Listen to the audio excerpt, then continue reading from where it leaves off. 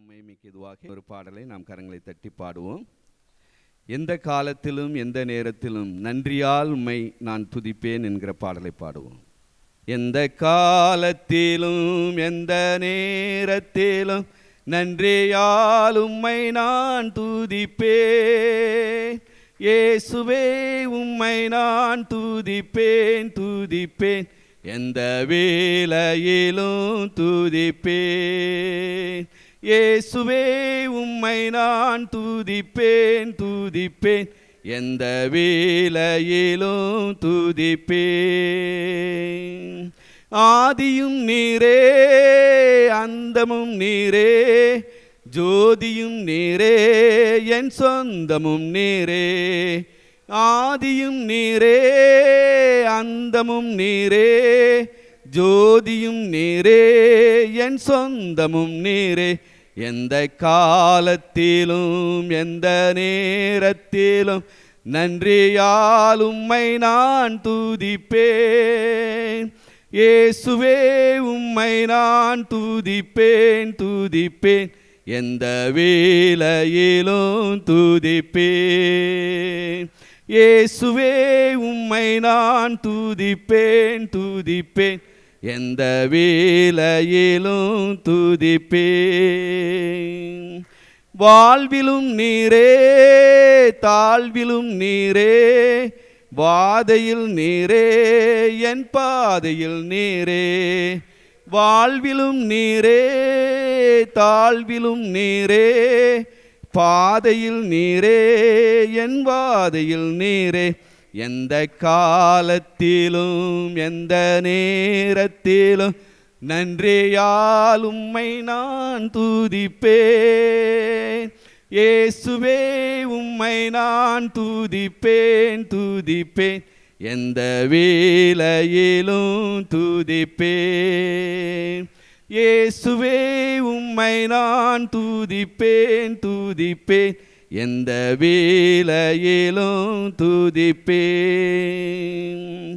தேவனும் நீரே என் ஜீவனும் நீரே, ராஜராஜனாம் என் சர்வமும் நீரே. தேவனும் நீரே என் ஜீவனும் நீரே, ராஜராஜனாம் என் சர்வமும் நீரே.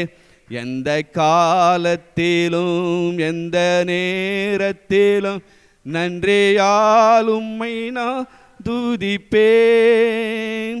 இயேசுவே உம்மை நான் துதிப்பேன் துதிப்பேன், எந்த வேளையிலும் துதிப்பேன். இயேசுவே உம்மை நான் துதிப்பேன் துதிப்பேன், எந்த வேளையிலும் துதிப்பேன். நாம் எழுந்திருந்து சிறிது நேரம் தேவனை துதிப்போம். பரிசுத்தமும் அன்பும் நிறைந்த எங்கள் பரலோக தேவனே, உம்மை துதிக்கிறோம், உம்மை ஸ்தோத்திரிக்கிறோம் அப்பா. கிருபை மிகுந்தவரே, அன்பு மிகுந்தவரே, பரிசுத்த நிறைந்தவரே, எங்கள் பரலோக தேவனே, உம்மை துதிக்கிறோம். உம்மை துதிப்பது எத்தனை பெரிய ஆனந்தம் அப்பா. நீர் எங்களோடு கூட உள்ளாவுகிறீர், எங்களோடு கூட இருக்கிறீர். உம்முடைய பிரசன்னத்தை உணரும்படியாக எங்களுக்கு செய்கிறீர், எங்களை தொடுகிறீர், எங்களை காண்கிறீர். கர்த்தர் நீர் எங்களோடு கூட இருக்கிறது எத்தனை பெரிய பாக்கியம் அப்பா. உம்மை காண்கிற கண்களை எங்களுக்கு நீர் தருகிறீர். எங்களுடைய உள்ளத்திலே ஒரு புதிதான ஆவியை கட்டளையிட்டு எங்கள் உள்ளம் பரவசமாகும்படி செய்கிறீர். ஆண்டவரே, உமது மகிமையினாலும் கிருபையினால் எங்களை நிரப்பிக்கிறீர், எங்களை முடிசூட்டுகிறீர்.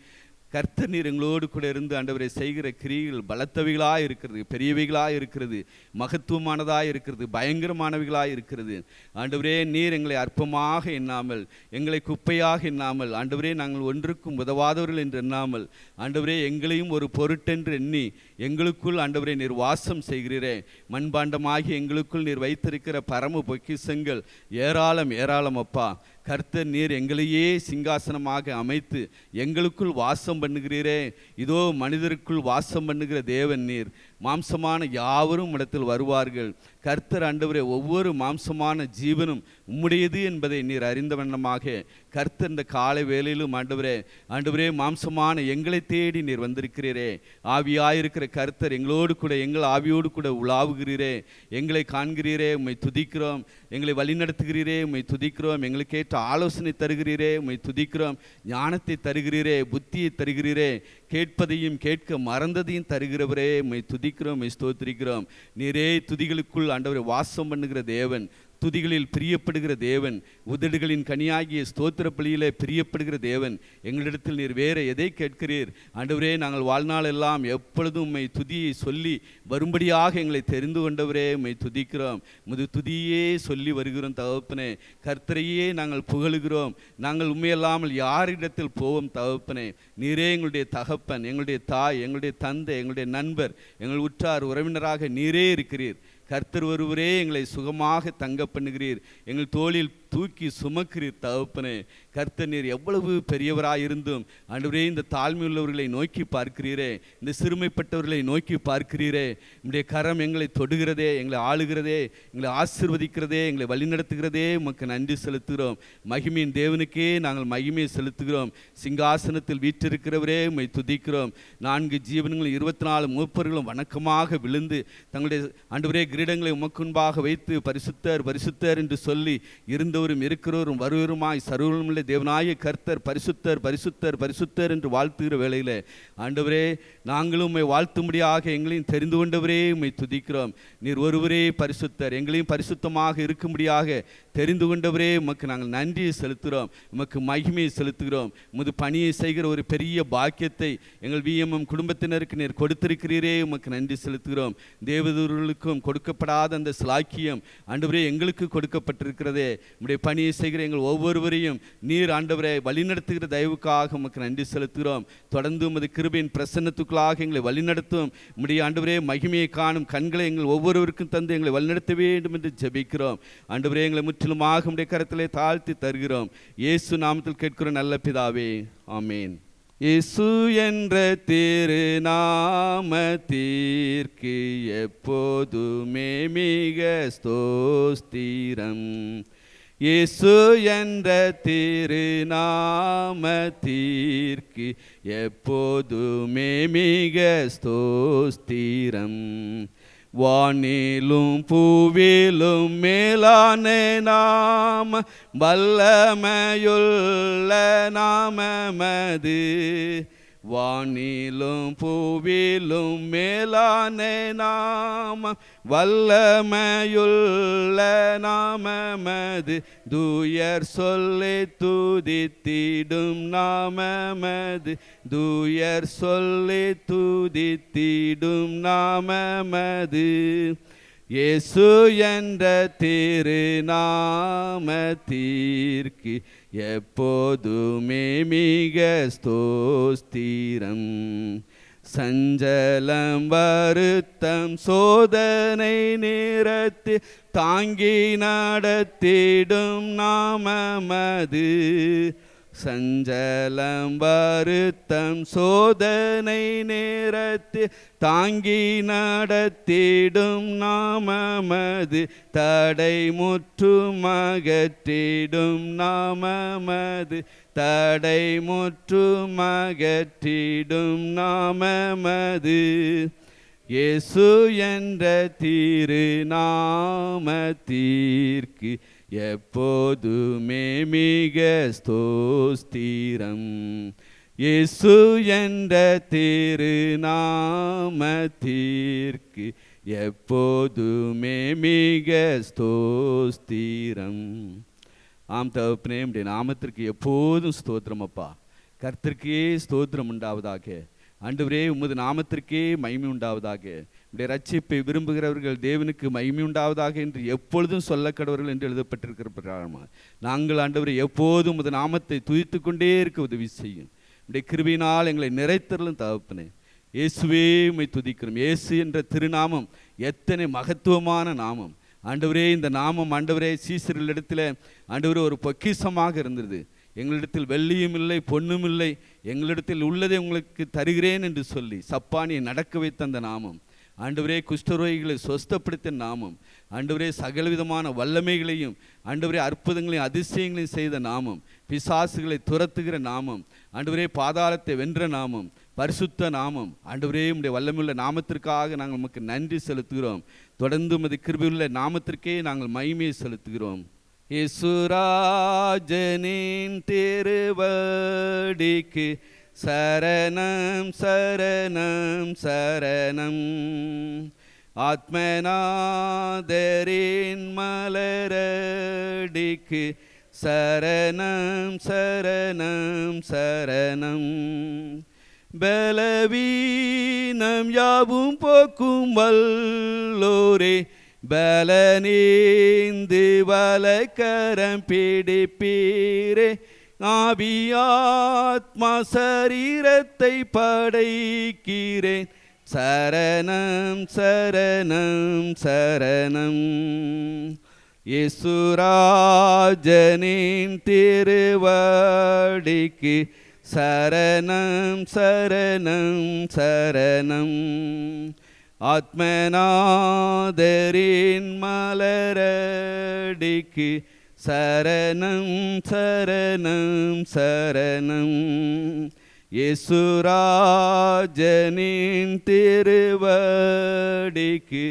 சரணம் சரணம் சரணம். ஆத்மநாதனின் மலரடிக்கு சரணம் சரணம் சரணம். ஆம் தகப்பனே, உம்முடைய நாமத்திற்கே சரணமப்பா, உம்முடைய திருவடிக்கே சரணமப்பா. நாங்கள் ஆண்டவரே எங்களை முற்றிலுமாக தாழ்த்தி ஆண்டவரே உம்முடைய பாதத்தில் ஆண்டவரே எங்களை படைக்கிறோம். இந்த அதிகாலை வேளையிலே நாங்கள் கூடி வந்து எங்களை ஆண்டவரே உமக்கென்று அர்ப்பணிக்கிற ஒரு வேலையாக, உம்மை துதிக்கிற வேலையாக, உம்மை புகழுகிற வேலையாக, உம்மை மையப்படுத்துகிற வேலையாக எங்களை கொடுத்தீரே. உமக்கு நன்றி அப்பா. 2 பேராது 3 பேராது என் நாமத்தினால் எங்கே குடியிருப்பீர்களோ அங்கே இருக்கிறேன் என்று சொன்னவர். இம்மட்டுமாக எங்களுடைய ஆண்டவரே பிரசன்னத்தில் நீரும் இருந்தீர், நீர் பிரசன்னமானீர். கர்த்தரே, எங்கள் மத்தியில் நீர் வீற்றிருந்தீர். ஆண்டவரே, இந்த துதி ஸ்தோத்திரங்களை ஏறெடுத்து கொண்டீர். உமக்கே மகிமை செலுத்துகிறோம். இப்போது நாங்கள் ஏறெடுக்கிற ஜெபத்திற்கும் பதிலளித்து திருநாமத்தை மையப்படுத்தும் இயேசு நாமத்தில் கேட்கிற நல்ல பிதாவே, ஆமென். நாம் ஜெப குறிப்புகளுக்காக ஜெபிப்போம். நம்மளுடைய விஎம்எம் கேம்பஸ்க்காக நாம் ஜெபிப்போம். அநேக தேவைகள் இருக்கிறது. தேவைகள் அனைத்தும் சந்திக்கப்பட கர்த்தர் இன்னும் பெரிய காரியங்களை நமக்கென்று அவர் வைத்திருக்கிற திட்டங்களின் தீர்மானங்களை நிறைவேற்றி கொடுக்க நாம் ஜெபிப்போம். உம்மை துதிக்கிறோம், உம்மை ஸ்தோத்திரிக்கிறோம். எங்களுடைய கேம்பஸுக்காக உமக்கு நன்றி செலுத்துகிறோம். ஆண்டவரே, இந்த கேம்பஸை நீர் தெரிந்து கொண்டு கெத்செமனே வளாகத்தில் கர்த்தர் அனுதினமும் நீர் உலாவுகிறீர். உம்முடைய பரிசுத்த பிரசன்னம் இங்கே எப்போது நிரம்பி இருக்கிறது. அநேகர் ஆண்டவரே வந்து சென்று ஆண்டவரே உம்முடைய பிரசன்னத்தை உணர்கிறதை ஆண்டவரே அவர்கள் அறிவிக்கிறதை நாங்கள் கேள்விப்படுகிறோம். அநேகருக்கு ஆசீர்வாதமான இந்த இடத்தை கர்த்தர் இன்னும் தொடர்ந்து நீர் ஆசீர்வதிக்க வேண்டும் என்று ஜெபிக்கிறோம். ஆண்டவரே, அநேக திட்டங்களை கொடுத்திருக்கிறீர். எல்லா திட்டங்களும் நிறைவேற நீர் உதவி செய்யும். கர்த்தரே, ஆண்டவரே, ஒவ்வொரு காரியங்களிலும் இதுவரைக்கும் நீர் உதவி செய்திருக்கிறீர். மீடியா டிபார்ட்மெண்ட்டுக்கு நீர் உதவி செய்திருக்கிறீர். இன்னும் அதனுடைய தேவைகள் அனைத்தும் ஆண்டவரே பரிபூர்ணமாய் சந்திக்கப்படுவதாக. அலுவலக பணிகளையும் கர்த்தர் ஆசீர்வதிப்பீராக. அதனுடைய தேவைகளை சந்தியும். பொருளாதாரத்தில் எந்த குறையும் இல்லாமல் ஆண்டவரே பரிபூர்ண ஒரு நிறைவு உண்டாவதாக. கர்த்தர் வானத்தின் பலன்களை திறந்து கொட்டி இடங்கொள்ளாமற் போகமிட்டு நீர் ஆசீர்வதிப்பீராக. ஆண்டவரே, ஊழியம் செய்கிற நம்முடைய பிள்ளைகள் சோர்ந்து போகாத அளவுக்கு கர்த்தர் அவர்களை உற்சாகப்படுத்த வேண்டும் என்று ஜெபிக்கிறோம். ஐஸ்வர்ய சம்பன்னராகிய நீரே ஆண்டவரை அளவில்லாமல் கொடுத்து அவர்களை ஆசீர்வதிக்க வேண்டும் என்று நாங்கள் ஜெபிக்கிறோம். எல்லா பணிகளுக்கும் தேவையான போதுமான பணங்கள் கிடைக்க கர்த்தர் உதவி செய்வாராக. எல்லா கட்டுமான பணிகளையும் கர்த்தர் ஆசீர்வதியும். ஆண்டவரே, இங்கே நடைபெறுகிற ஒவ்வொரு டிபார்ட்மெண்ட்டையும் அதில் வேலை செய்கிற பிள்ளைகளையும் கர்த்தர் பொறுப்படுத்திக் கொள்வீராக, பாதுகாத்துக் கொள்வீராக. யாருக்கும் எந்த தீங்கும் வராத அளவுக்கு காத்து கொள்வீராக. கர்த்தர் தாமே ஆண்டவரே பசுத்தோர் உணவு திட்டத்தை ஆசீர்வதிப்பீராக, மெடிக்கல் திட்டத்தை ஆசீர்வதிப்பீராக, டியூஷன் திட்டத்தை ஆசீர்வதிப்பீராக.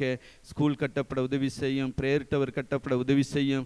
இங்கே மிஷனரிமார்களுக்கு ஒரு 500 அறைகள் கட்டப்பட நீர் உதவி செய்யும். இதனுடைய எல்லா தேவைகளையும் சந்திக்கிறதற்கு அநேகரை நீர் எழுப்பித்தர வேண்டும் என்று நாங்கள் ஜெபிக்கிறோம். ஆண்டவர், விசேஷமாக ஆண்டவரே ஆகஸ்ட் 15th மீட்டிங்காக நாங்கள் ஜெபிக்கிறோம். ஆண்டவரே, அந்த கேம்பினுடைய தேவைகள் 1.5 கோடி ஆண்டவரே தேவை தகப்பனே. கர்த்தர் நீர் பரத்திலிருந்து தாரும். நாங்கள் யாரிடத்தில் கேட்போம்? ஆண்டவரே, நாங்கள் உம்மிடத்திலேயே கேட்கிறோம். நீரே எங்களுக்கு தர வேண்டும் என்று நாங்கள் ஜெபிக்கிறோம். தரக்கூடியவர்களை எழுப்பித்தாரும். கர்த்தர் உம்முடைய பிள்ளைகளிடத்தில் நீர் பேசும். கர்த்தர் அற்புதங்களை செய்யும், அதிசயங்களை காணப்பண்ணும். மகிமையான காரியங்களை இம்மட்டும் செய்த தேவன் இன்னும் அதிசயங்களை காணப்பண்ணுவேன் என்று சொல்லியிருக்கிறீர். அதிசயங்களை செய்கிறவர் நீர் ஒருவரே. உம்முடைய கரத்திலிருந்து நாங்கள் பெற்ற நன்மைகளுக்காக உமக்கு நன்றி செலுத்துகிறோம். இன்னும் தரப்போகிற நன்மைகளுக்காக உமக்கு நன்றி செலுத்துகிறோம். தொடர்ந்து எங்களை காத்துக்கொள்ளும், வழிநடத்தும். இயேசு கிறிஸ்து நாமத்தில் கேட்கிற நல்ல பிதாவே, ஆமேன். இந்த நாளிலும் தியானத்துக்கு ஆதாரமாக எடுத்துக்கொள்ளப்பட்ட வேத வசனம் எபிரேயர் 13ஆம் அதிகாரம் 5, 6 வசனங்கள். இந்த அருமையான பகுதியில், நான் உன்னை விட்டு விலகுவதும் இல்லை, உன்னை கைவிடுவதும் இல்லை என்று அவர் சொல்லியிருக்கிறாரே என்கிற வார்த்தை நாம் எப்போது வாசித்தாலும் நமக்கு அது ஒரு உற்சாகத்தை கொடுக்கிற ஒரு வார்த்தையாக இருக்கிறது. இந்த காலை வேளையிலும் நாம் இவைகளை தியானிக்கும் போது கர்த்தர் நம்முடைய கரத்தை பிடித்திருக்கிறது போல நாம் உணர முடியும். ஒவ்வொரு நிமிஷமும் நம்முடைய கரத்தை அவர் விடுகிறதில்லை, நம்மை விட்டு அவர் விலகிறதில்லை. ஒருவேளை நாம் விலகி சென்றாலும் கூட அவர் நம்மை கட்டி அரவணைக்கிறவராக, நம்மோடு கூட இருக்கிறவராக இருப்பதை நாம் உணர முடியும். அவருடைய பிரசன்னத்திலிருந்து நாம் தப்பித்து கொள்ள வழியே கிடையாது. எப்பொழுது நாம் அவருக்கென்று நாம் அர்ப்பணித்தோமோ அந்த நாள் முதற்கொண்டு அவர் இந்த நாள் வரையிலும் நான் உன்னை விட்டு விலகுவதும் இல்லை, உன்னை கைவிடுவதும் இல்லை என்று சொல்லியிருக்கிறார். இதை நாம் ஒருவேளை அந்த பிரசன்னத்தை உணரக்கூடிய சூழ்நிலை, ஏதாவது ஒரு துக்கம், துன்பம், துயரம் வரும் வேளையிலே இந்த வார்த்தையை சொல்லி, இந்த வார்த்தையிலே எபிரேயருக்கு எழுதின இந்த ஆக்கியோன் மிக சாதுரியமாக எழுதியிருக்கிறார். சொல்லி இருக்கிறாரே, அதை நாம் கிளைம் பண்ணி ஜெபிக்க வேண்டும். அவர் சொன்னது தான், அதிலே அவர் மாறப்போகிறதில்லை. ஆகையினால் நாமும் கூட, நீர் இப்படி சொல்லியிருக்கிறீரே, என்னை விட்டு விலகுவதும் இல்லை, என்னை கைவிடுவதும் இல்லை என்று சொல்லியிருக்கிறீரே என்று சொல்லி நாம் சொல்லும்போது அவருடைய பிரசன்னத்தை நாம் உணர முடியும். அவர் நம்மை பார்க்கிறதை உணர முடியும். ஆகார் சொல்லுகிறார் ஆதியாகமம் 16:13, நீர் என்னை காண்கிற தேவன். ஒரு அந்நிய தேசத்து ஒரு எகிப்திய பெண், அந்த பெண் சொல்லுகிறாள், நீர் என்னை காண்கிற தேவன். அவளுடைய மகன் இஸ்மவேல் அவன் பிழைப்பானாக என்று ஆபிரகாம் வேண்டிக் கொண்டது நிமித்தம் அந்த மகனை ஆசீர்வதிக்கிறார். அவர் காண்கிற தேவன் மாத்திரமல்ல, அவர் தொடர்ந்து நம்மை வழி நடத்துகிற தேவனாகவும் இருக்கிறார். இந்த காரியங்களை நாம் நினைக்கும் போதே நம்முடைய உள்ளம் மிகவும் பொங்குகிறது. அப்படிப்பட்ட தேவனை அறியாத மக்களுக்கும் தேவன் காட்சியளித்து அவர்களே அவருக்கு ஒரு நாமம் சூட்டுகிறார்கள். நீர் என்னை காண்கிற தேவன் என்று சொல்லும்போது, தேவனை அறிந்த நாம், பரிசுத்தாவியை பெற்றிருக்கிற நாம், அபிஷேகத்தை பெற்றிருக்கிற நாம், அவரோடு கூட உறவாடுகிற நாம் எவ்வளவு நிச்சயமாய் சொல்ல முடியும், அவர் நம்மை காண்கிற தேவன். இஸ்மவேலை ஆசீர்வதித்த அந்த காரியம் ஒரு அற்புதமான காரியம். ஒரு நாள் மாத்திரம் அவர் கண்டு ஏதோ தண்ணீரை கொடுத்து பிழைக்க வைத்து அனுப்பினது போல் அல்ல, அவனை 12 கோத்திரமாக ஆக்கியிருக்கிறாராம். ஆதியாகமம் 17:20 சொல்லப்பட்டிருக்கிறது, 12 பிரபுக்கள் அவனிடத்திலே தோன்றினார்களாம். மிகுதியான ஒரு பெரிய ஜாதியாக்கி அவனை ஆசீர்வதித்தார் என்று காண்கிறோம். அவ்விதமாக ஒரு துஷ்ட மனிதன், அவனையும் கர்த்தர் ஆசீர்வதித்தார்.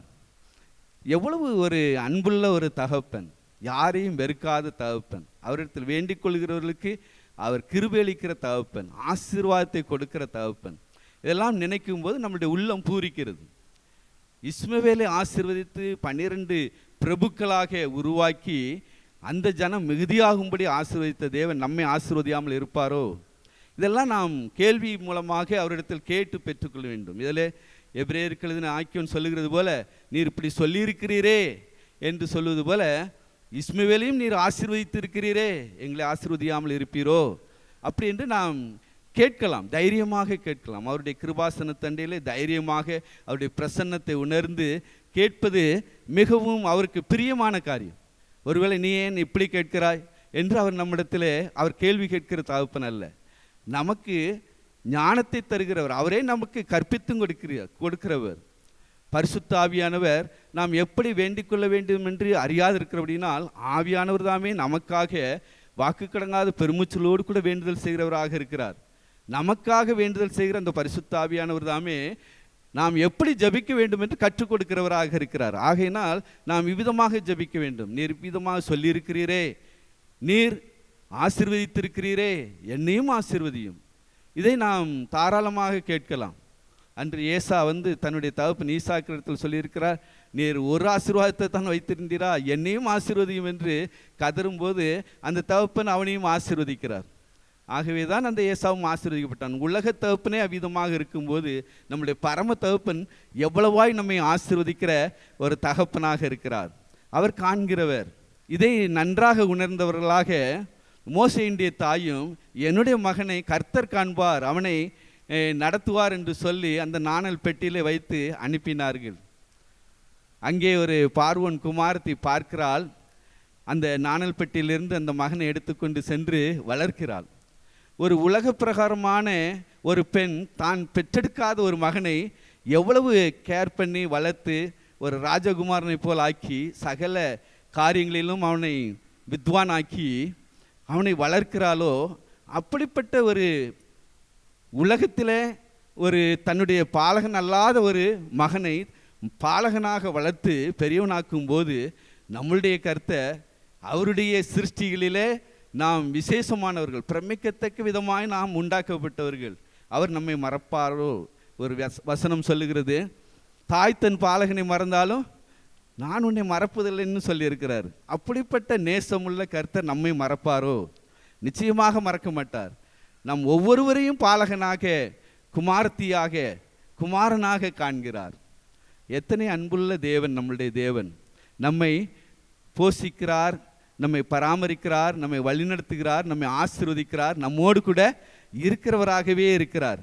மோசேயை பார்வோன் குமாரத்தை இவ்விதமாக ஒரு உயர்த்தி ஒரு நல்ல ஒரு மனிதனாக, ஒரு தேர்ச்சி பெற்ற மனிதனாக, அங்கே ராஜகுமாரருக்குள்ளே ஒருவனாக அவனையும் வளர்த்திருக்கும் போது நிச்சயமாக நம்மை தெரிந்து கொண்ட தேவன் இயேசு கிறிஸ்துடைய சாயலுக்கு ஒப்பாக இருப்பதற்காக, அவருடைய குமாரனுடைய சாயலுக்கு ஒப்பாக இருப்பதற்காக தெரிந்து கொண்ட தேவன் நம்மையும் அவருடைய குமாரனுடைய சாயலுக்கு ஒப்பாக நம்மையும் அழகுபடுத்தி பார்ப்பார். இதில் நாம் சந்தேகம் இல்லாமல் நாம் தைரியமாக சொல்லலாம், கர்த்தர் என்னோடு கூட இருக்கிறார் என்று. அதற்கு பின்பான வசனங்களில் எபிரேயருக்கு எழுதின ஆக்கியோன் 6வது வசனத்தில் சொல்லுகிறது போல நாம் சொல்ல முடியும். இரண்டாவதாக அவர் கூடவே இருக்கிறார். காண்கிற தேவன் கூடவே இருக்கிறவராக இருக்கிறார். யோசேப்போடு கூட இருந்தாராம். ஆதியாகமம் 39ஆம் அதிகாரம் 21வது வசனத்தில் சொல்லப்பட்டிருக்கிறது. சிறைச்சாலையில் இருக்கிறான், அங்கேயும் யோசேப்போடு கூட இருந்தார். இன்று நம்மோடு கூட இருக்கிற தேவனாக இருக்கிறார். யோசேப்பு எங்கேயோ போய்விட்டான், அழகழகான சொப்பனங்கள்லாம் கண்டிருந்தான், தன்னுடைய வாழ்க்கை எவ்வளவு இனிமையாக இருக்கும் என்று கற்பனையில் நினைத்திருந்திருப்பான். ஆனால் அவனுக்கு நினைத்தது ஒன்று, நடந்தது ஒன்று. எல்லாமே விகற்பமாக போய் கொண்டிருக்கிறது. ஆற்றில் வெள்ளம் வந்து தண்ணீரில் அடித்து போகிற ஒரு மகனை போல காணப்படுகிறார், நம்பிக்கை இல்லாதவராக. அந்த சிறைச்சாலையில் 2 பேர் வந்தாங்க, அவங்ககிட்ட சொல்லி அனுப்புகிறாரு. அவங்க சொப்பனத்தையும் அர்த்தத்தையும் சொல்லி, ஒருத்தனை பார்வோன் உயர்த்துவார்னு சொல்லி அவர்கிட்ட போய் எனக்காக கொஞ்சம் பரிந்து பேசுன்னு சொல்லும்போது அவனும் மறந்துட்டான். ஒரு 2 வருஷம் மறந்த பின்பு கர்த்தரே இவனை நினைவு கூர்ந்து அங்கே ஒரு பார்வோனுக்கு ஒரு சொப்பனத்தை கொடுத்து இவனை பெரியவனாக்குகிறார் என்பதை காண்கிறோம். கூடவே இருக்கிற கர்த்தர் ஏற்ற வேளையில் நம்மை உயர்த்துகிற தகப்பனாக இருக்கிறார். எப்போது நம்மோடு கூட இருக்கிற தகப்பன், நம்மை காண்கிற தகப்பன், கூடவே இருக்கிற தகப்பன், ஒருபோது நம்மை விட்டு விலக மாட்டேன் என்று சொன்னவர், கைவிட மாட்டேன் என்று சொன்னவர், காக்கும் கர்த்தராக நம்மோடு கூட இருக்கிறார். நம்மை தேற்றும் கர்த்தராக நம்மோடு கூட இருக்கிறார். நம்மோடு உறவாடும் கர்த்தராக நம்மோடு கூட இருக்கிறார். எப்போது நம்மோடு கூட இருக்கிற இவரை நாம் ஒருபோதும் மறந்து விடக்கூடாது. அவர் இதைத்தான் அவர் விரும்புகிறார். அப்போஸ்தலர் எழுதின நிருபம் 4ஆம் அதிகாரம் 13ஆம் வசனத்தில் அப்போஸ்தலர்கள் பேசுகிற தைரியத்தை கண்டு இவர்கள் படிப்பறிவில்லாதவர்கள், பேதமை உள்ளவர்கள் என்று அறிந்து இவர்கள் இயேசுவோடு கூட இருந்தவர்கள் என்று அறிந்து கொண்டார்களாம். அவங்க படிப்பறிவில்லாதவங்க, மீன் பிடிக்கிறவங்க, ஆனால் பேசுகிறத பார்த்தா ஞானமாக பேசுகிறாங்க. இதெல்லாம் பார்த்துக்கிட்டு இவங்களுக்கு இந்த ஞானம் எங்கேருந்து வந்தது? இயேசுவோடு கூட இருந்ததினால் வந்தது என்று அறிந்து கொண்டார்களாம். இன்றும் இயேசுவோ நம்மோடு கூட இருக்கிறார். யோசேப்போடு கூட கர்த்தர் இருந்தார், நாம் இயேசுவோடு கூட இருக்கிறோம். ஆதி அப்போஸ்தலர்கள் இயேசுவோடு கூட இருந்தவர்கள் என்று அவர்கள் அறிந்து கொண்டது போல நம்மை காண்கிறவர்கள் நாம் இயேசுவோடு கூட இருக்கிறவர்கள் என்பதை அறிந்து கொள்ள வேண்டும். நம்மளுடைய ஜெப வாழ்க்கையில், வேத வாசிப்பு வாழ்க்கையில், நம்மளுடைய பேச்சில், நம்முடைய சகல கிரிகளிலும் கர்த்தர் நம்மோடு கூட இருக்கிறதை அவர்களுக்கு மற்றவர்களுக்கு காட்டக்கூடியவர்களாக இருக்க வேண்டும் என்று வேதவசனம் நமக்கு சொல்லுகிறது. அநேக நேரங்களில் இதை நாம் தவற விடுகிறோம். இயேசு நம்மோடு கூட இருந்தால் எதை செய்ய மாட்டோமோ அதை செய்து விடுகிறோம். ஒரு பிள்ளைக்கு அவருடைய தகப்பனோ அல்லது ஆசிரியர்களோ பெரியவர்களோ யாராவது இருந்தால் ஒரு தவறை செய்ய மாட்டார்கள். அதே இது யாருமே இல்லாத நேரத்தில் அந்த பிள்ளை ஏதாவது ஒரு தவறை யோசித்து அதை செய்துவிடும். ஏன்? யாருமே நம்மை பார்க்கவில்லை, யாரும் நம்மோடு கூட இல்லை, நாம் செய்கிற காரியங்களை யாரும் கண்டுகொள்ள மாட்டார்கள், யாருக்கும் தெரியாது, நாம் குற்றப்படுத்த மாட்டோம், நம்மை குற்றப்படுத்த யாரும் இல்லை என்று சொல்லி துணிகரமான பாவத்தில் இறங்கி விடுவார்கள். அதே வேளையில் பெரியவர்கள், ஆசிரியர்கள், பெற்றோர்கள் இருக்கிற வேளையில் ஒரு காரியத்தை துணிகரமாக செய்துவிட மாட்டார்கள்.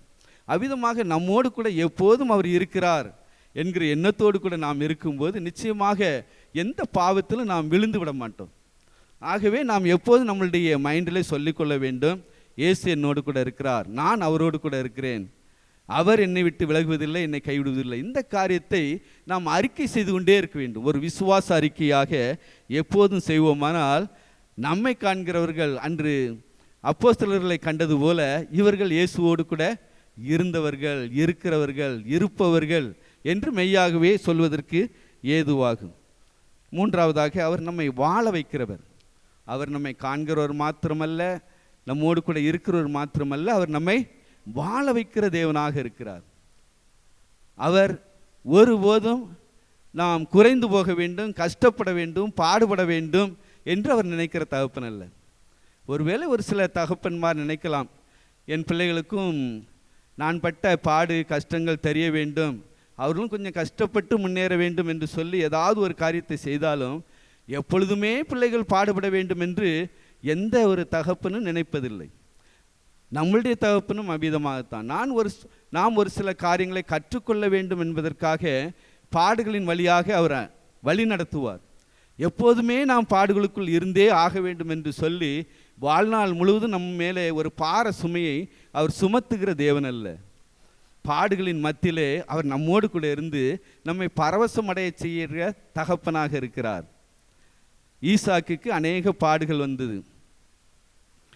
அவருடைய துறவுகளை எல்லாம் எதிரிகள் மூடி போடுவார்கள். அவர் எங்கெங்கெல்லாம் துறவு தோண்டுகிறாரோ அங்கெங்கெல்லாம் தண்ணி வந்துவிடும்.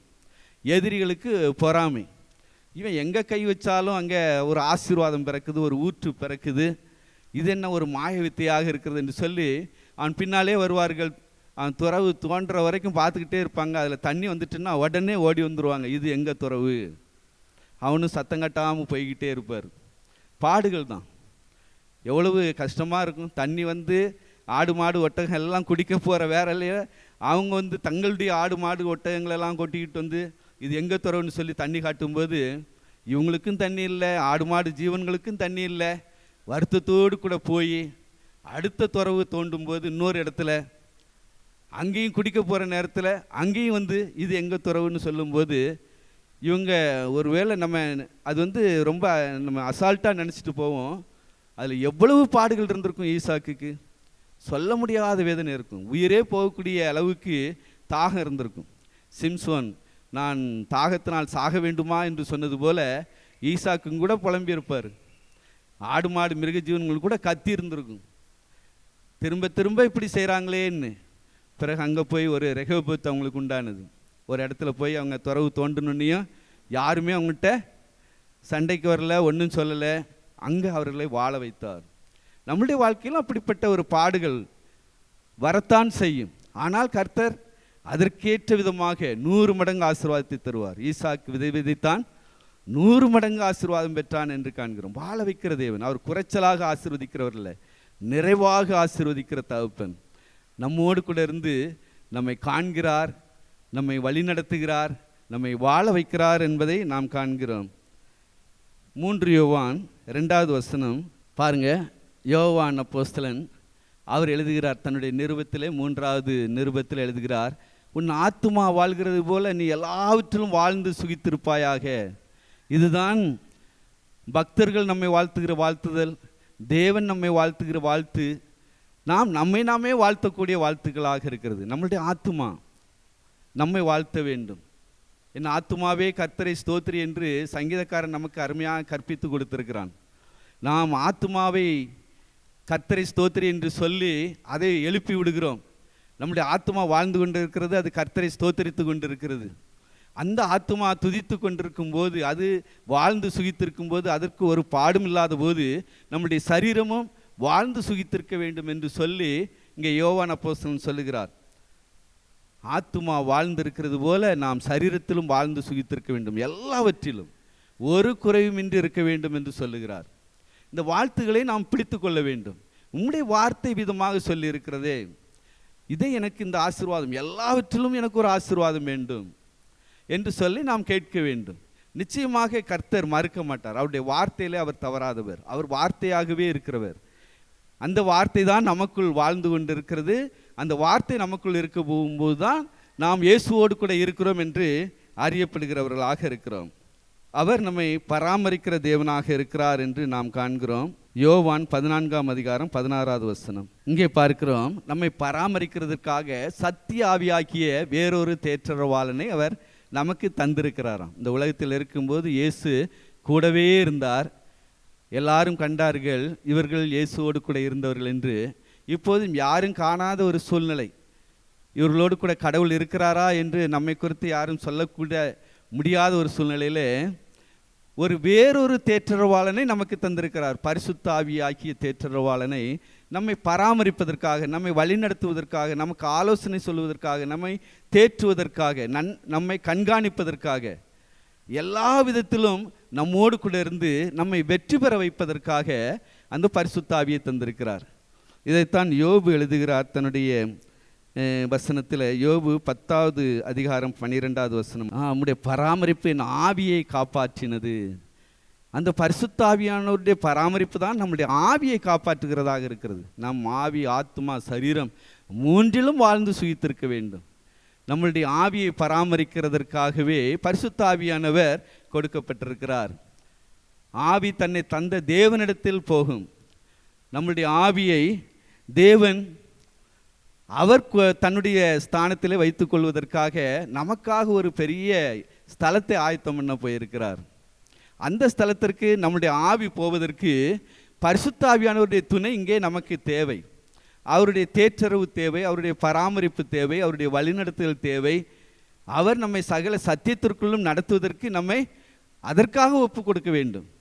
அவர் சகல சத்தியத்திற்குள்ளும் நம்மை நடத்துவார். அவர் சத்திய ஆவி என்கிற பெயரையும் உடையவராக இருக்கிறார். அநேக நேரங்களில் சத்தியத்தின்படி நடக்கிறதற்கு நம்மளுடைய செவிகள் எப்போதும் சத்தியத்தை கேட்பதற்கு தயாராக இல்லை. நம்மளுடைய உள்ளமும் அநேக நேரத்தில் சத்தியத்திற்கு விரோதமான செயல்களை செய்து கொண்டிருக்கிறது. சிந்தனைகளும் சத்தியத்துக்கு விரோதமான காரியங்களை யோசித்து கொண்டிருக்கிறது. சத்திய ஆவியாகிய தேற்றரவாளன் நமக்கு வரும்போது சகல சத்தியத்திற்குள் நடத்தி நம்மை அவருடைய நித்திய வழிக்கு நேராக நடத்துவார் என்பதாக வேதம் அநேக காரியங்களில் பக்தர்கள் மூலமாக சொல்லுகிறது. சங்கீதக்காரன் சொல்லுகிறான், வேதனை உண்டாக்கும் வழி என்னிடத்தில் உண்டோ என்று பார்த்து நித்திய வழியிலே என்னை நடத்தும் என்று சொல்கிறார். அந்த சத்திய ஆவியானவர் மட்டுமே நம்மை நித்திய வழியிலே நடத்தக்கூடியவராக இருக்கிறார். இல்லாவிட்டால் நாம் ஒரு வேதனை உண்டாக்கும் வழியிலே செல்லுகிறவர்களாக காணப்படுவோம். இந்த உலகம் பொல்லாங்கனுக்குள் கிடக்கிறது என்பதை அறிந்திருக்கிறோம். பொல்லாங்கன் என்ன செய்கிறான்? அவன் யாரை விழுங்கலாமோ என்று வகை தேடி சுற்றி தருகிறான். நம்மை ஒரு வேதனை உண்டாக்கும் ஒரு வழியிலே தள்ளி விடுகிறான். இன்று அநேக மக்கள், நாம் பார்க்கிற மக்கள் வேதனை உண்டாக்கும் வழிகளிலே அவர்களே போய் குத்தி கொள்ளுகிறார்கள் என்பதை காண்கிறோம். அவர்களே போய் விழுந்து விடுகிறார்கள். அவர்களை யாரும் அந்த வேதனையான வழிக்குள்ளே தள்ளுகிறதில்லை, தாங்களே போய் விழுந்து கொள்ளுகிறார்கள். அநேகருடைய சாட்சிகளை கேட்கும்போது, அவருடைய முன்னான சாட்சிகளை சொல்லும்போது இவ்விதமாக சொல்லுவார்கள், என்னை நான் கெடுத்து கொண்டேன் என்று சொல்லுவார்கள். அவர்களை கெடுப்பதற்கு ஒரு சாத்தான் இருக்கிறான், ஆனால் அவன் கண்ணுக்கு தெரியாதவன் என்பதனால் அவனுடைய ஆலோசனைகளை கேட்டு நாம் நடக்கும்போது அவன் நம்மை ஒரு வேதனையான வழியிலே தள்ளி விடுகிறவனாக இருக்கிறான். இந்த நன்னாளிலே நாம் யோசிக்க வேண்டும், கர்த்தர் என்னோடு கூட இருக்கும்போது நான் ஏன் ஒரு வேதனையான ஒரு காரியத்துக்கு நேராக செல்ல வேண்டும்? இன்றும் அநேகர் வேதனையான வழியிலே கிடக்கிறார்களே, அவர்களுக்கு நான் என்ன செய்ய வேண்டும்? இதையும் நாம் யோசிக்கும்போது நாம் வேதனையான வழிக்கு சென்று விட மாட்டோம். நாம் ஏன் ஊழியம் செய்கிறோம்?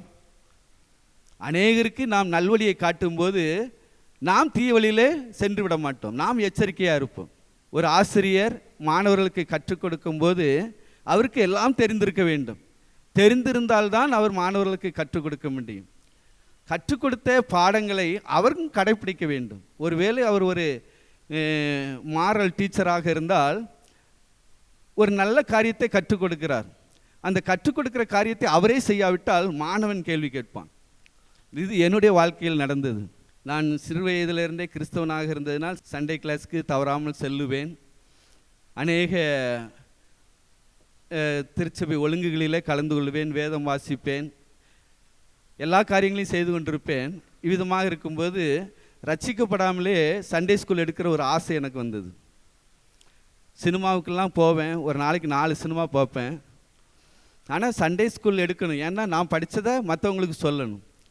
கதை சொல்லுவேன், பாட்டு சொல்லி கொடுப்பேன், எல்லா பிள்ளைகளும் என்னை பாராட்டும்.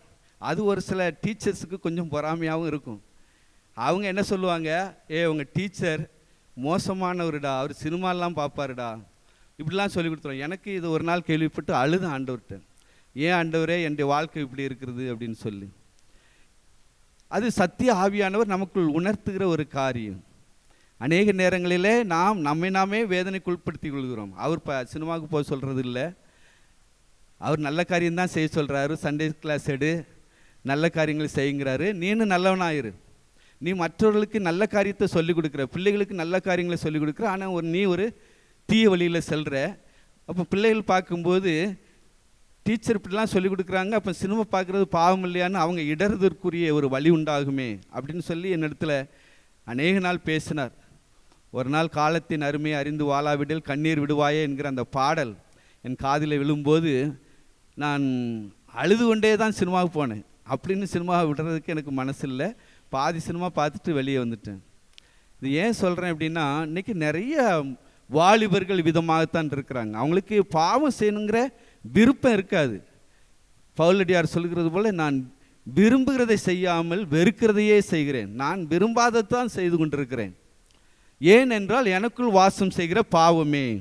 பாவம் நமக்குள் வாசம் செய்கிறது. நாம் தீமை செய்தால் பாவம் நம்முடைய வாசற்படியிலே படுத்திருக்கும், அது நம்மை பின்தொடரும். பிசாசு நம்மை பின்தொடருவான். அதான் இயேசு கிறிஸ்து சொல்லுகிறார், இந்த உலகத்தின் அதிபதி என்னிடத்தில் வருகிறான், அவனுக்கு என்னிடத்தில் ஒன்றும் இல்லை. நம்மிடத்தில் பாவம் இல்லை என்போமானால் நாம் தைரியமாக சொல்ல முடியும், கர்த்தர் என்னோடு கூட இருக்கிறார், பிசாசுக்கு என்னிடத்தில் ஒன்றும் இல்லை என்று சொல்லும்போது அவன் நம்மை விட்டு அவன் ஓடி போகிறவனாக இருக்கிறான். கடைசியாக ஒரு காரியத்தை நாம் பார்ப்போம். அவர் நம்மை பயன்படுத்துகிற தேவனாக இருக்கிறார். நாம் முதலாவதாக பார்த்தோம், அவர் காண்கிறவர், கூடவே இருக்கிறவர். இரண்டாவதாக, மூன்றாவதாக அவர் வாழ்விக்கிறவர். நான்காவதாக அவர் பராமரிக்கிறவர். ஐந்தாவதாக அவர் நம்மை பயன்படுத்துகிறவராக இருக்கிறார்.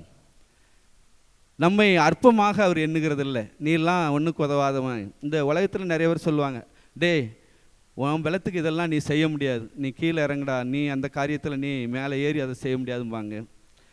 அல்லது எதையாவது தூக்கணுன்னா உன் ஹெல்த்துக்கு இதெல்லாம் நீ இவ்வளோ பெருசாக நீ தூக்கிக்கிட முடியாது, இப்படி எடை போடுவாங்க.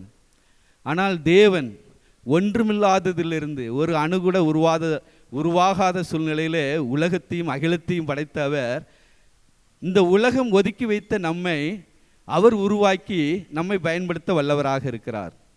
அவர் எவ்விதமாக பயன்படுத்துகிறார் என்றால் 2 விதமாக பயன்படுத்துகிறார். நம்மை பிள்ளைகளாக பயன்படுத்துகிறார், இன்னொன்று ஊழியர்களாக பயன்படுத்துகிறார். பிள்ளைகள் உரிமையோடு கூட எல்லா காரியங்களையும் செய்வார்கள். அவர்கள் யார்? விசுவாச மக்கள். அவர்களுக்கு சகல உரிமைகளையும் கர்த்தர் சுதந்திரமாக கொடுத்திருக்கிறார். ஊழியர்களை ஒரு வேலைக்காரர்களைப் போல் வைத்திருக்கிறார். ஆனால் இருவர்களுக்குமே சமபங்கு உண்டு. அன்று தாவீது சொன்னது போல, ரஸ்துக்கள் இருந்தவர்களுக்கும் யுத்தத்துக்கு சென்றவர்களுக்கும் சமபங்கு என்று சொன்னது போல, கர்த்தர் பிள்ளைகளுக்கும் ஊழியக்காரர்களுக்கும் சமபங்கை வைத்திருக்கிறார். இன்று நாம் நினைக்கக்கூடும், நாம் ஊழியம் செய்கிறோம், நமக்கு அதிக பலன் இருக்கும் என்று சொன்னால், அங்கே பிள்ளைகளாக இருந்து வாழ்ந்து காட்டியவர்களுக்கும் சமபங்கு இருக்கும். ஆகவே தான் அவர் சொல்லுகிறார், எல்லாருக்கும் அவர் பிரித்து கொடுத்து 11 மணி நேரம் வேலை செய்தவர்களுக்கும் 1 மணி நேரம் வேலை செய்தவர்களுக்கும் ஒரே சம்பளத்தை அவர் நிர்ணயித்தார். நாம் கேள்வி கேட்க முடியாது ஆண்டவரிடத்தில். கர்த்தர் எல்லாரையும் ஒன்று போல் நேசிக்கிறார், ஒன்று போல் பலன் அளிக்கிறார், ஒன்று போல் பயன்படுத்துகிறார். எல்லாரையும் பயன்படுத்துகிறார். யாரையும் அவர் ஒதுக்கி தள்ளுகிறவர்கள். எப்படிப்பட்ட சூழ்நிலையில் வந்திருந்தாலும் அவர்களையும் பயன்படுத்துவார். நாம் அற்பமாக எண்ணுகிறவர்கள் அதிகமாக வேலை செய்வார்கள், கர்த்தருக்கு பிரியமாக நடந்து கொள்வார்கள். இந்த நாளில் நாம் ஒருவேளை நம்மை நாமே அற்பமாக எண்ணுவோம். நான் எதற்கும் உதவாதவன், நான் ஒரு அற்பமானவன், என்னால் இது முடியுமா, எவ்வளவோ பெரிய பெரிய ஆட்கள் இருக்கிறார்கள், அவர்களால் முடியும் என்று சொல்லி நாம் சொல்லிக்கொண்டே இருப்போம். ஆனால் கர்த்தர் சொல்லுவார், நீதான் இதை செய்ய வேண்டும் என்று சொல்லி நம்மை பயன்படுத்த அவர் வாஞ்சியாக இருக்கிறார், ஆசையாக இருக்கிறார். நாம் ஒரு இடத்தில் ஒப்பு கொடுப்போம். கர்த்தர், என்னை நீர் காண்கிறீர், என் கூடவே இருக்கிறீர், என்னை வாழ வைக்கிறீர், என்னை பராமரிக்கிறீர், என்னை பயன்படுத்த சித்தமாக இருக்கிறீர் என்று சொல்லி நம்மை அர்ப்பணிக்கும் போது நிச்சயமாக கர்த்தர் பெரிய காரியங்களை நம் வாழ்க்கையிலே செய்ய வல்லவராக இருக்கிறார். தலைகளை தாழ்த்தி ஜெபம் செய்வோம். நாம் எல்லோரும் சிறிது நேரம் ஆண்டவரிடத்திலே உறவாடுவோம். ஒருவேளை நாம் எதிலாவது தவறி இருப்போமானால் கர்த்தரிடத்திலே அறிக்கை செய்வோம். அவர் நம்மை காணவில்லை என்று சொல்லி ஏதாவது ஒரு காரியத்தில் நாம் தலையிட்டு துணிகரமான பாவத்தில் இருப்போமானால் இந்த காலவேளையிலே கர்த்தருடைய சமூகத்திலே அவைகளை அறிக்கை செய்வோம். ஆண்டவரே, நீர் காண்கிறீர், என் குறைகளையும் காண்கிறீர், என் நிறைகளையும் காண்கிறீர், என் தேவைகளையும் காண்கிறீர். தகப்பனே, என்னை காண்கிற தேவன் ஒரு மோசையை, ஒரு சாதாரண ஒரு பெண்மணி உயர்த்தக்கூடுமானால் என்னையும் நீர் உயர்த்தக்கூடும். ஆகாரை கண்ட தேவன் இஸ்மவேலை நீர் ஆசீர்வதித்து உயர்த்தக்கூடுமானால் என்னையும் நீர் ஆசீர்வதிக்க முடியும் என்று சொல்லி ஆண்டவருடைய பாதத்தில் நம்மை அர்ப்பணிப்போம். கர்த்தர் காண்கிற தேவன் நம்மை ஆசீர்வதிக்கிற தகப்பனாக இருக்கிறார். யோசேப்போடு கூட இருந்த தேவன் நம்மோடும் கூட இருக்கிற தகப்பனாக இருக்கிறார். நம்மை வாழ வைக்கிற தேவன் ஈசாக்கை பலர் துரத்தி அவரை பாடுகளுக்கு உட்படுத்தினாலும் அவரையும் கர்த்தர் 100 மடங்கு ஆசீர்வதித்த தேவனாக இருக்கிறார். நம்மோடு கூட இருந்து அவர் செய்கிற காரியங்கள் பெரியவைகளாக இருக்கும். நம்மை பராமரிக்கிற தேவனாக இருக்கிறார். பரிசுத்த ஆவியை நமக்கு தந்தவர் அவரே. சத்திய ஆவியாக்கி அவர் சகல சத்தியத்திற்குள் நடத்தி சென்று அந்த நித்திய வழியிலே நடத்தி நித்திய ஜீவனுக்கு எதுவாக நாம் கனிகளை கொடுக்கவும் முடிவிலே நித்திய ஜீவனை பெறவும் அவர் நமக்கு வழிவகைகளை செய்ய சத்திய ஆவியாக்கிய பரிசுத்த ஆவியை நமக்கு தந்திருக்கிறார். ஒருவேளை பரிசுத்த ஆவியை பெறாதவர்களாக இருந்தால் தாகமுள்ளவன் மேல் தண்ணீரை ஊற்றுவேன் என்று சொன்ன கர்த்தர் இந்த நாளிலும் நம்முடைய தாகத்தை தீர்க்க நம்மண்டையிலே இருக்கிறார். தகப்பனே, உம்முடைய அபிஷேகம் எனக்கு தேவை, உம்முடைய ஆவியானவர் எனக்கு தேவை. என்னை சகல சத்தியத்திற்குள்ளும் நீர் நடத்தும். என் உச்சிலிருந்து உள்ளங்கால் வரையிலும் உள்ள ஒவ்வொரு அவையும் உம்முடையது, என்னை நீர் ஆளுகை செய்யும் என்று சொல்லும்போது ஆவியானவர் நம்மை முழுவதுமாக ஆட்கொண்டு நாம் எல்லாவற்றிலும் வாழ்ந்து சுகித்திருக்கும்படியாக நம்மை ஆசீர்வதிப்பார். தேவன் நம்மை பயன்படுத்துகிற தேவன். நாம் அவருடைய பிரியமான பிள்ளைகளாக நடந்து கொள்ளும்படியாகவும் அவருக்கு பிரியமான உண்மையும் உத்தமுள்ள ஊழியர்களாக நடந்து கொள்ளும்படியாகவும் முடிவிலே நித்திய ஜீவனிலே நிறைவான பலனை பெறும்படியாகவும் நமக்கென்று வழிவகைகளை செய்து தந்திருக்கிறார். அவருக்கு நாம் நன்றியை செலுத்துவோம். எங்களை அதிகமாக நேசிக்கிற எங்கள் அருமை தந்தையே, இந்த காலை வேலைக்காக உம்மை துதிக்கிறோம். கர்த்தர் தந்த வார்த்தைகளுக்காக உமக்கு நன்றி செலுத்துகிறோம். உம்மை துதித்து பாடி உம்மிடத்தில் விண்ணப்பித்து உம்முடைய சத்தியத்தை இவ்வளவு நேரம் ஆண்டவரை நாங்கள் ஆராயும்படியாக எங்களுக்கு கிருபை செய்தீர். நீர் எங்களோடு கூட இருக்கிறீர். நான் உன்னை விட்டு விலகுவதும் இல்லை, உன்னை கைவிடுவோம் என்று சொல்லியிருக்கிற கர்த்தர் எங்களை கரம் பிடித்து நீர் நடத்தி செல்கிற பாதைகளுக்காக உமக்கு நன்றி செலுத்துகிறோம். இந்த நற்சாட்சியை நாங்கள் எல்லோருக்கும் சொல்ல எங்களோடு கூட நீர் இருக்கிறதை நாங்கள் நிரூபித்து காட்ட எங்கள் ஒவ்வொருவருக்கும் நீர் கிருபை. எங்கள் விஎம்எம் குடும்பத்தினருக்கு நீர் உதவி செய்யும். ஓடி ஓடி உழைக்கிற நம்முடைய பிள்ளைகளுக்கு இந்த வெயில் காலங்களில் உற்சாகமான கிருபைகளை தாரும், சரீர பலனை தாரும். ஆண்டவரே, தேவைகள் அதிகம் உண்டு. அநேக திட்டங்களை செய்து கொண்டிருக்கிற தீர்மானங்களை கொடுத்த தேவன் இந்த திட்டங்களை நிறைவேற்றுவதற்கு ஏதுவான எல்லா பண தேவைகளையும் சந்தித்து உமது நாமத்தை நிர்மயப்படுத்தும்.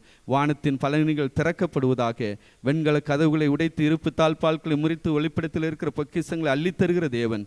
எங்கள் ஐஸ்வர்ய சம்பன்னராகிய நீர் நெருப்பினால் படமிடப்பட்ட பொன்னை நீர் தருகிற தேவன். எங்களுக்கு தாரும் அப்பா. வெள்ளியும் உடையது, பொன்னும் உடையது. கர்த்தர் சொல்ல ஆகும். நீர் ஒரு கீழ்காற்றை அனுப்பும் போது எல்லாம் வந்து குவியும். கர்த்தர் பெரிய காரியங்களை செய்து உங்கள் திருநாமத்தை மையப்படுத்தும். எங்களுக்காக ஜெபிக்கிற கொடுக்கிற ஸ்பான்சர்ஸ் குடும்பங்களுடைய சகல தேவைகளும் சந்திக்கப்படுவதாக. உங்கள் வருகை வரைந்த எங்கள் ஒவ்வொருவரையும் ஆட்கொண்டு ஆசீர்வதித்து வழிநடத்த வேண்டும் என்று எங்கள் அருமை மீட்பர் கர்த்தராகிய இயேசு கிறிஸ்து நாமத்தில் கேட்கிற நல்ல பிதாவே, ஆமென்.